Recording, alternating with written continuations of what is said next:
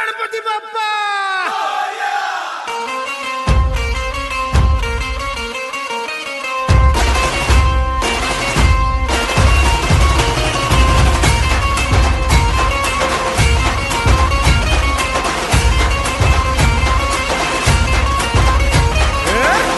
नमन करुणी वंदन इडा मांडून इडा देवाला इडा गावाला इडा पाटलाला इडा मंडळीला आम्ही सांगतो नमन तुम्ही ऐका हो गुणीजन